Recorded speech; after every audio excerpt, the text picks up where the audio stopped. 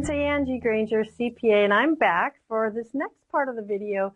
When we talk about the $1 million CEO, if you want to position yourself as a $1 million CEO, or maybe you already are and you're going to the multi-million-dollar CEO, what do you need to know in order to effectively do that? Well, first of all, you have to get out of the role of being an employee, right? And you have to get out on top of your company and gain control of what's really going on. And in order to do that, you've got to know your numbers. You've got to know how to read the numbers of your company. And almost every business owner that I talk to over the decades of experience I have working with big companies and mom and pop companies is they just don't know how to read the numbers. They don't even like numbers usually is what they tell me, and so they avoid them altogether. But what I want to do is show you very quickly how you can read the numbers in order to tell the story of what's really going on in your business. So first, let's start with this. Remember on the last video, I talked about the 4 key areas of the drivers. So that is your culture and your conversions, the attraction, and the leverage. And now let's break that down a little bit into a stat, okay? So just so I can give you an example here. Let's just say we're going to focus on your culture stat as being number of dollars given to the homeless shelter in your area. So we have number of dollars, right? And maybe there's another stat in there of your gross sales. So we have a couple stats in there, and those are dollars. So we have how much you gave and how much you made. A couple of numbers, okay? And in this area, your conversions. So this, remember, this is about your effectiveness of your sales team. And let's just say that you have a 40% conversion ratio in your sales team. So out of 100 people that your sales team meet with, 40%, 40 of them become customers. In your attraction area, this is about how many people came in, how many people basically got in touch with you and got into your sales funnel. So, and that could be an online or that could be in person. It doesn't matter because every company is different. But the point is, how many people do you need to touch in order to get somebody into your sales funnel?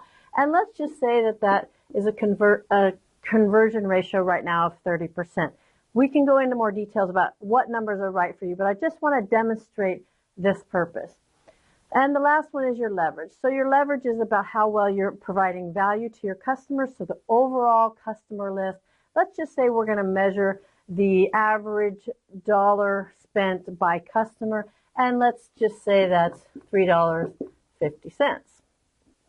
So here's what I want you to know about stats. And this is a secret that nobody knows. And this is why everybody gets bogged down in all these numbers.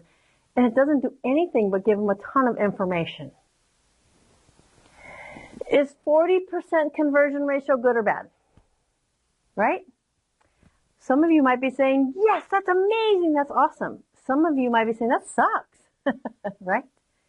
So the real question is compared to what? Every number and every stat has to have a comparison point or it really doesn't provide you information. You can have a lot of data, but what you do with that data and how you read that data is what's really important. 40% has to be compared to something. If yesterday and last month and last year it was 80%, 40% is not good. If over the last 5 years it's been average of 3%, 40% is really good. You see my point? It's not about the number themselves, it's about the trends in the number. Now in the next video I'm going to share with you exactly what the trends mean and how to actually read your company and know what to do and how to apply a formula based on the trend that's happening in your company. For right now, I want you to understand that each of these stats are going to vary depending on your company, but they need to tell the story. And so in your culture area, if your company is really driven toward monitoring how well you're going to, what kind of social good you're going to do, perhaps it's 1% of gross sales or 10% of net sales or a certain dollar amount. Or, I had one client who wanted to donate CrossFit scholarships to teenagers. And so she was measuring the number of scholarships that her company was able to provide, and that was one of the drivers.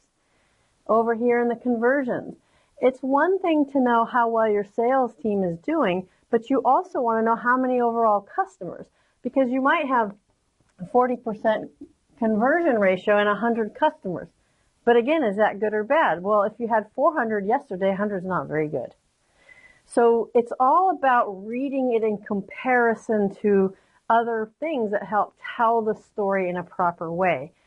So this is the idea for just the 4 core areas. And on the next video, I'm going to help you understand exactly how to use trends to really tell the story of your business.